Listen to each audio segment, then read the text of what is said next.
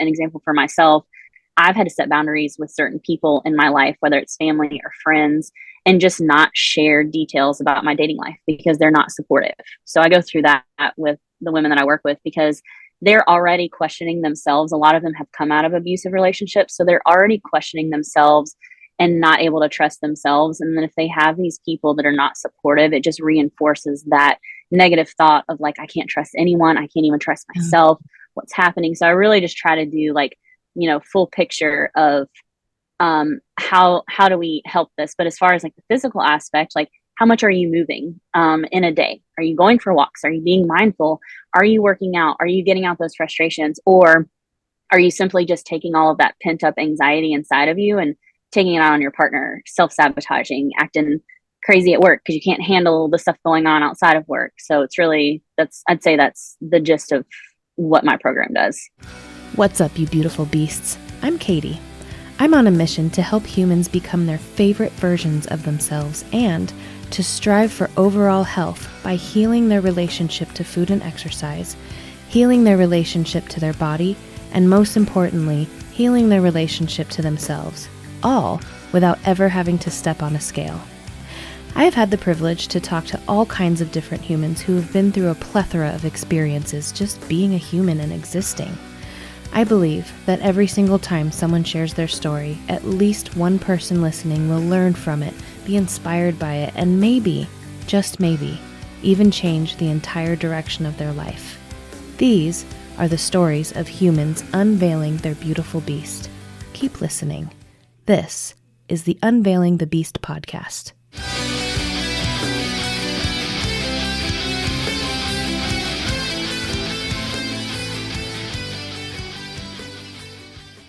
So I'm with Kaitlyn Abadia. I like that. It kind of just rolls off the tongue. Can you tell me a little bit about who you are and maybe why you think you are who you are? So I'm a licensed clinical social worker in the state of Florida. I work primarily with active duty military and have for the last 4 years in this position.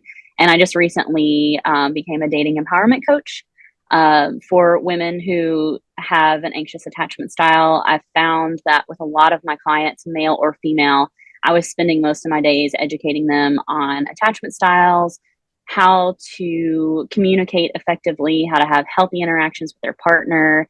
And I thought, man, there's a lot of things that people don't know about attachment styles and anxiety in general and how to cope with it and how to not get triggered by your partner and stuff like that. So that is what I do now. I just added a little extra to my plate. Nice. So is there like how did you discover it? Like, were you going through your own? Yeah, I was. Story? So yeah, I actually separated from my now ex-husband 2 years ago, a little over 2 years ago. And I did not realize he was a covert narcissist, very emotionally abusive, had a lot of affairs. I did not realize how much worse that made my attachment style because I already had an anxious attachment style going into my relationship with him. But then I get back to the dating realm and it's just out of control. Like, why am I so anxious in between seeing the person that I'm dating? Why does their response matter to me so much? Why do I get triggered when my phone goes off and it's not that person contacting me? Like, what is actually happening? So, because I'm a therapist and I'm also in therapy myself, I started examining like, oh, wow, oh, it's a me problem. I need to deal with this because I kept telling myself, a story that was not at all accurate. And when I would take it to the person that I was dating, they're like, how did you come up with that? I'm like, I don't know. Years of emotional neglect and infidelity, I suppose.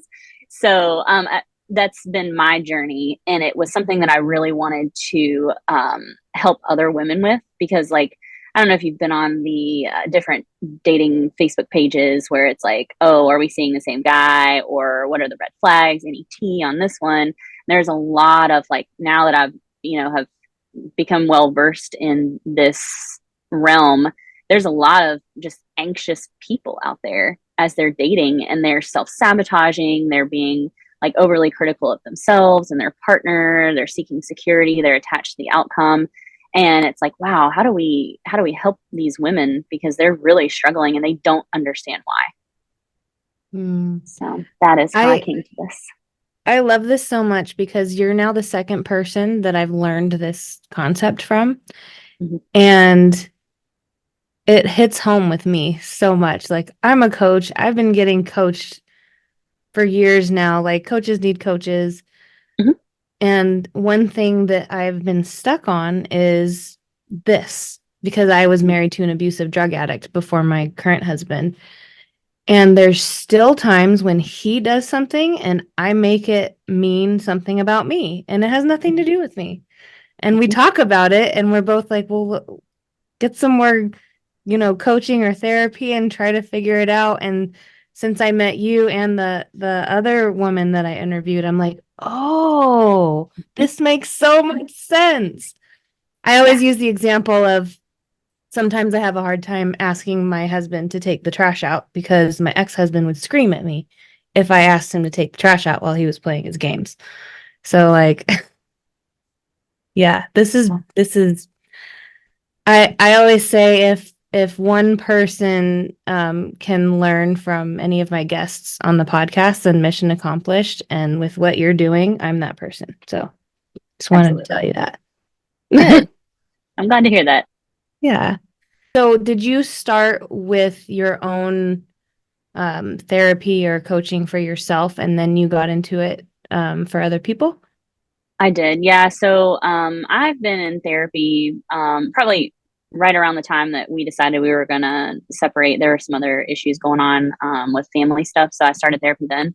And I've just continued in it over time as things come up, kind of like an as needed basis now that I've done a lot of childhood trauma work and, figuring out how to regulate myself. Um, Hmm. those have been my main things. So yeah, therapy first. I've actually had like various coaches over the last couple of years, just kind of getting me through life. Like I have a coach that, tells me what to do when I'm working out and tells me what to eat and all of those things. Hmm. So it's kind of like you really need that accountability in life, because like nobody else is gonna do that for you. So Yeah.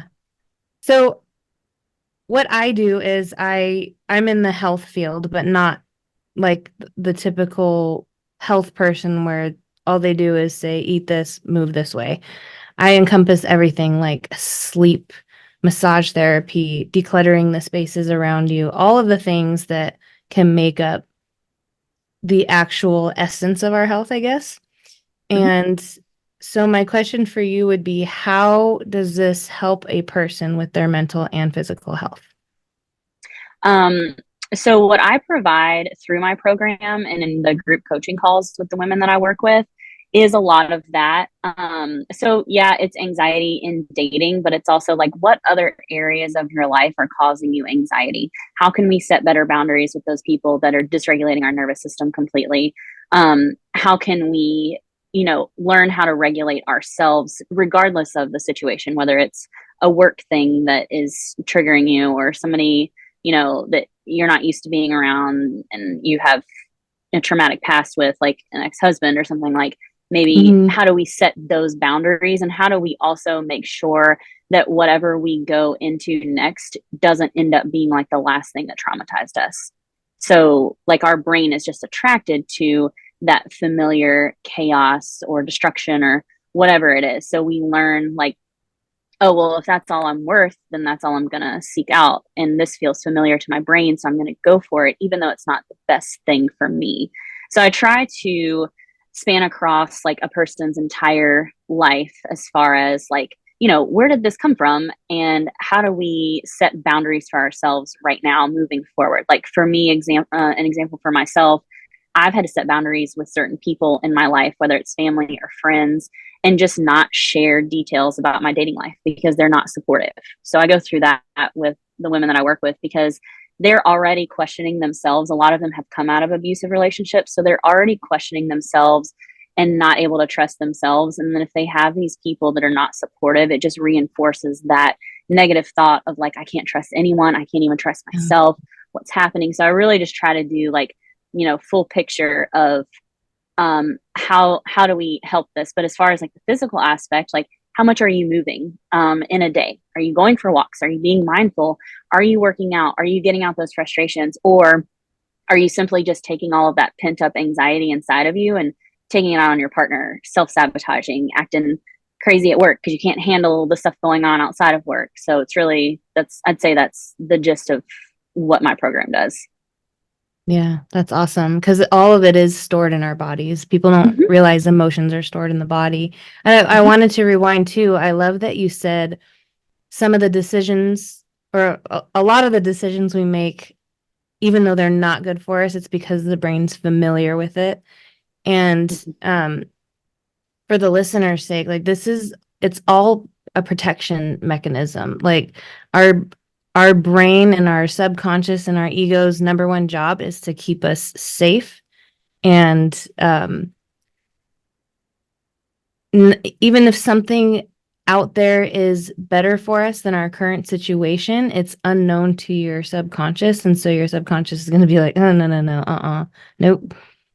Mm-hmm. Yeah. Absolutely. I remember the first secure person that I started dating, I was incredibly overwhelmed and uncomfortable because it was different.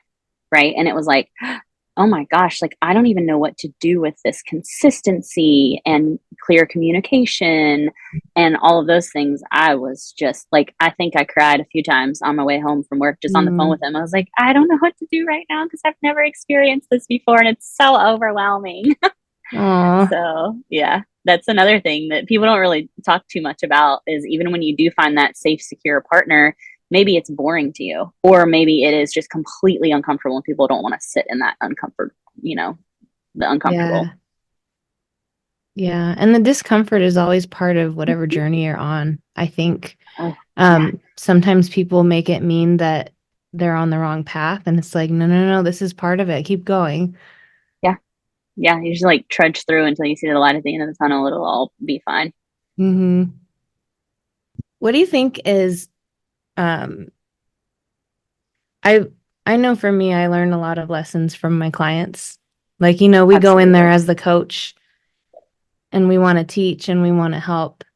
And then, at least for me, somebody will throw something at me like, oh, I'm learning something new. So what do you think some of the biggest lessons have been from your clients to you? Um, I think one of the big things is just how anxious people are in general, but Hmm. we don't really, as a society, talk about that.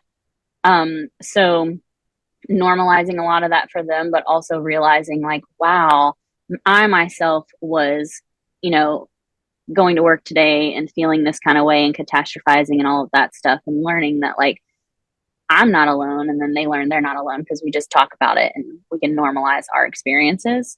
And I think it's also really unfortunate that we live in the world we do where it's like, hey, how are you? Good. How are you? And if anybody says anything besides good, it's like, oh, wait, I wasn't ready for that response. Yeah.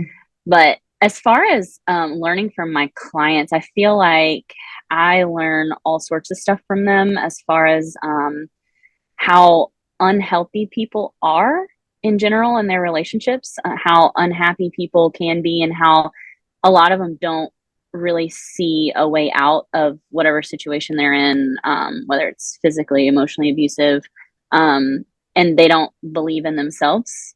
Mm, So part of my job is like teaching them, like you can do this. But I think I'm constantly surprised by how much people will tolerate when it's not good for them. That would yeah. be that would be one. I do remember vividly talking to a client who she was dealing with a lot of anxious attachment stuff. And this was a couple of years ago. And she's describing, yeah, I've never been like this before. I've never gotten anxious in between texts and I've never like self sabotaged in this way. And I've never done this and blah, blah, blah. And I'm like, oh my gosh, I totally have that. Yeah. It was kind of before I started studying it a lot. Like I knew what it was, but I didn't feel like I could relate to it as well. I wasn't connecting the dots. And as she's talking, I'm just like, oh, wow. Yeah. I need to work on that too. Yeah. I love that you mentioned like we'll put up with a lot more than we think we will. And I think part of that is because when you're in an abusive relationship, it's not like you don't just you're not abused right away and then you stay. It's like Hmm. it's happens slowly and over time, and they just Yes. chip little pieces of you away Hmm. until, at least for me, it was chip, chip, chip, and then I'm like, what? How did I get here? Like, who Hmm. am I? I don't even, who is this? Like, I used to stand up for myself, and now I'm like, afraid to ask my husband to take the trash out. Hmm.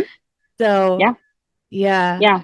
I always explain to people it's like, like you're talking about the chipping away, just like chiseling away at who you are and your identity to where you wake up one day and you're like, I don't even know who I am. And I think that's part of it is they don't need you to know who you are. Because if you knew who you were and you knew and believed in your inner strength, you wouldn't tolerate that. Yeah.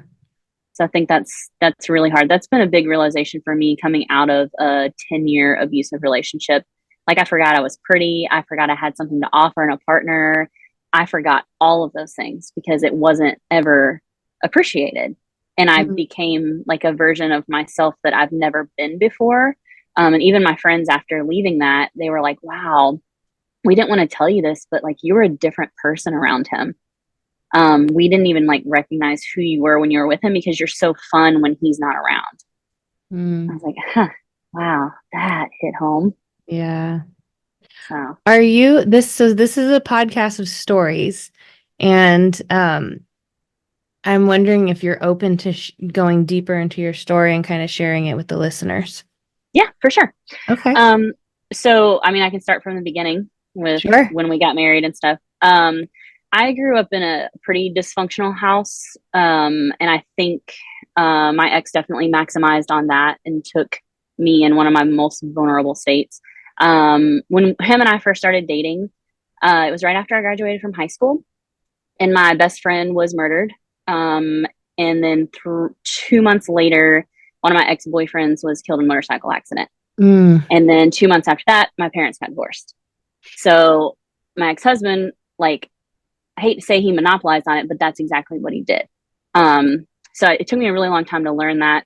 But he had a lot of emotional affairs probably throughout the entire time we were married. And I only just found out about some of them after we separated because I reached out to a lot of the women who, I mean, there were people that I grew up with, people in my family, like a lot of stuff. mm, So for me, I think his first affair that I knew about was the probably the worst one. It was probably 3 months, no, 3 years into being married.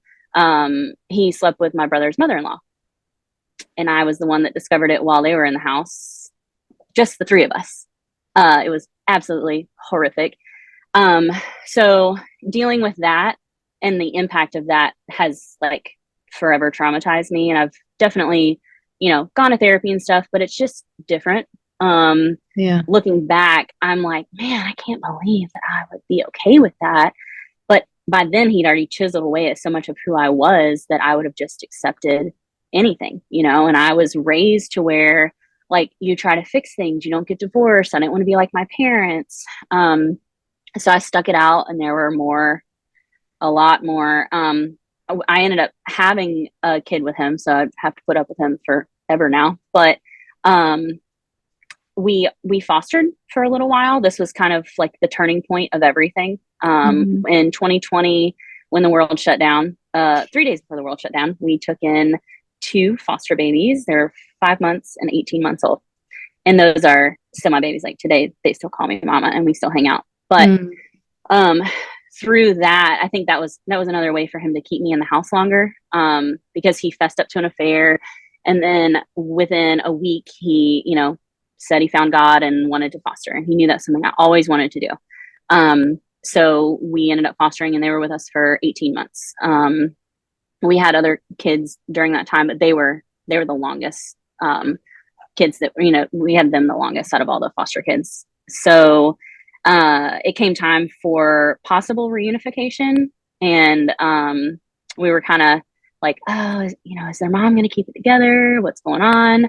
And my last straw, it's funny because everybody always asks me, like, what's your light bulb moment? What was your last straw? And it was the day where I had found care for the oldest.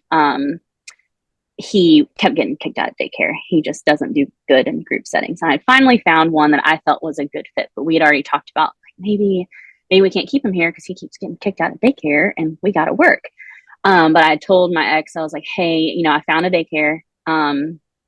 Let's see if we can just get him in there because I know the director and I think she'll be really good for him because she was also a foster parent and had fostered for like 18 years. And he stepped in front of me when the caseworker was there and he goes, you can pick him up tomorrow and don't bring him back. And that was like the moment for me where I was like, oh, snap. Like you've already messed with me so many times in so many ways, but you're not going to come in between me and my kids. And I didn't have the strength to stand up to him at that time. Mm-hmm. But I remember walking into the house and being like, no, I'm done. That was it. That was the last straw for me. Unfortunately, the oldest one did leave that next day or within a couple of days because they had a hard time finding a new placement for him. And then the youngest one, his younger sister, left within a month. And after she was gone, it was over. There was a lot of gaslighting in between, of course, and minimizing my feelings, making me feel sorry or making me feel bad for being upset about two children leaving my house, knowing that we weren't going to foster anymore, trying to make me feel bad about not wanting to have another kid. And, things like, well, if you had wanted to have another kid, then this wouldn't be your last baby leaving the house and, stuff like that. You're projecting your feelings onto our daughter. And it got to the point where he's like, I can't believe that you would want to stay in touch with them. I cried myself to sleep for months. He's right next to me, awake, not even consoling me. And that was it for me. I was like, no.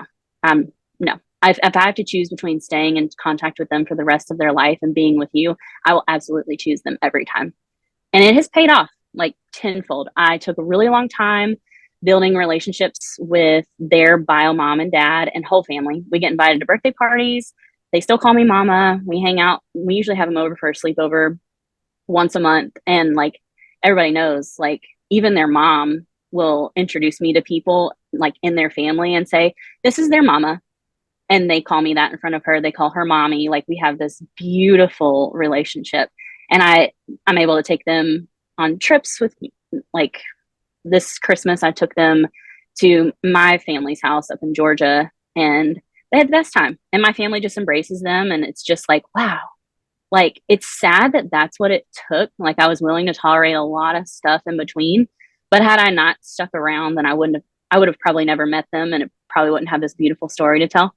So yeah. Those are my babies forever. I love that. And it's such a unique situation too. That's that everybody's making it work. And to me, it sounds like it's just so full of love. And when they come to my house, I can parent them any way that I want to, because I'm the only one there. My ex kind of messed up a lot of parenting stuff and he wanted it his way or the highway and he wasn't very trauma informed, but they know, they're like, this is our mama and she's going to take care of us. And they like, I already know whenever they get older, they're going to want to show up at my house with their bags packed or something. I don't know, but it is really beautiful. And anytime I call their dad and ask like, hey, can I have the kids over? He goes, yep. What time do you want to buy? That's cool.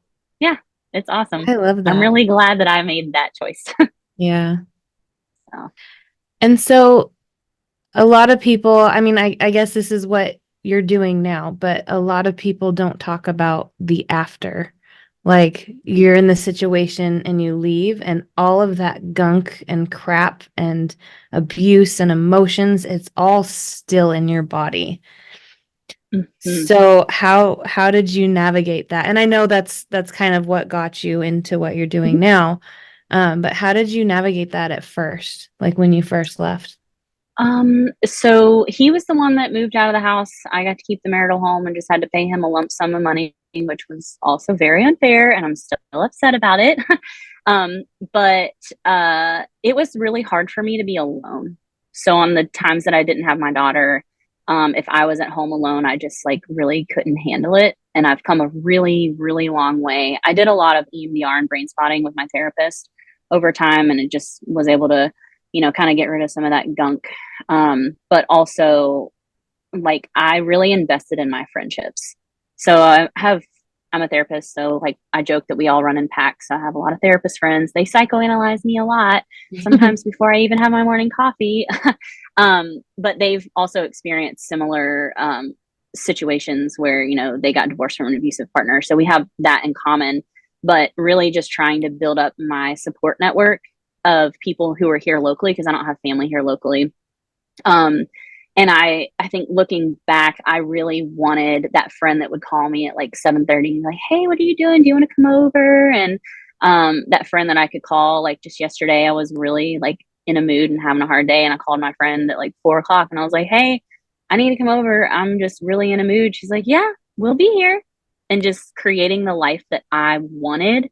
And now Mhm. I've done that. I also spent a lot of time outside trying new things because I realized that with him, my anxiety was so much worse and it was keeping me from doing the things that I loved. So, paddleboarding, jet skis, going out on a boat, meeting new people, flying to different countries by myself. Like, I couldn't do any of those things when I was stuck with him because he was consistently dysregulating my nervous system. So, I did a lot of nervous system work of like, how do I feel with this person, whether it's a friend, family member, or whoever it is? How do I feel when I'm with them? Do I feel calm? Okay, those are the kind of people that I can hang out with. And even just yesterday, my daughter got braces and she, of course, requested our presence, both mine and her dad's, at the orthodontist. And I was just sitting there like, like now that I've regulated my nervous system, you're completely dysregulating everything that I've done today. So I had to like, I like left and I was like, oh man, I need to take a breather, gotta go for a walk or something. And just being very intentional about making sure that I'm calm. And if anybody comes in and kind of like disrupts my peace, like I absolutely Mhm. cannot. I will set a boundary so fast their head will spin around. I have a roommate right now that at first she came in and she was kind of like louder and like more boisterous than my previous roommates. And I was like, girl, you gotta stop. I can't with this. I cannot. This is how we act in this house. And if you can't do that, you got to go because I need my peace. So being very intentional about that is, I'd say, Mhm. over time, that's how I got out of it.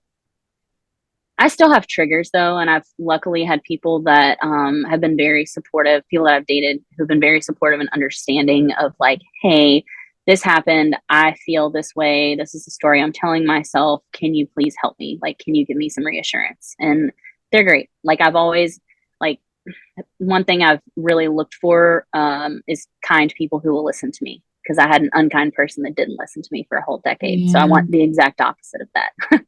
Yeah, totally. Um, is it okay if I ask, are you currently in a relationship? So I've been seeing somebody for a while, but this year I really wanted to focus on my friendships. Mm, So trying to prioritize them because I had a difficult breakup. Not because he was bad, it's just he moved away and it was mm, hard to like maintain that contact with anxious attachment. I can't do a long distance thing. So that was a loss that I wasn't expecting. We live in a military area, so there's always a chance that whoever I'm with is going to move somewhere and I can't go with them. yeah. So I really, at that time last fall, I dedicated this entire year to friendships. So, like, if I'm out on the weekends, I'm hanging out with my friends. I'm going to go be with them all the time. I'm going to invest in those. So, I am dating somebody, but I'm not like, you know, with them all the time or letting them consume my life because I just Yeah. really felt like I needed to build that like strong friendship base. So, Yeah. but he's I been really love good for that. my healing process. I love that too because friends can be and often are family. Mhm. So, Yeah. yeah. And like our kids play well together. Like my daughter, as soon as she gets back to my house, she's like, hey, we got to go hang out with our friends. And we call them up, go have dinner. And her friend, you know, I still see her friend's mom on the weeks that she's not there. And she's like, I just want her to come back to your house so we can hang out. So they've kind of like become like sisters almost. And there's no drama. It's fun. Yeah. I love that. Yeah. Thank you for sharing the story with me. Yeah. So much came up for me just because it's interesting learning about the anxious attachment styles because of my past. And it's been interesting, like thinking to myself, I have done so much work on myself. How is this still a thing for Yeah. me? Well, Hmm. we haven't been married since 2008. Mm. That's a Yeah, long time. that is a long time. And I've been married to my now husband. We'll be married 10 years in January. And so, and it's not like it's a constant Mhm. thing in me, but it's there and I have the triggers and I'm like, this is the piece I think that's missing. And, I probably would benefit from working with a coach who specializes in this.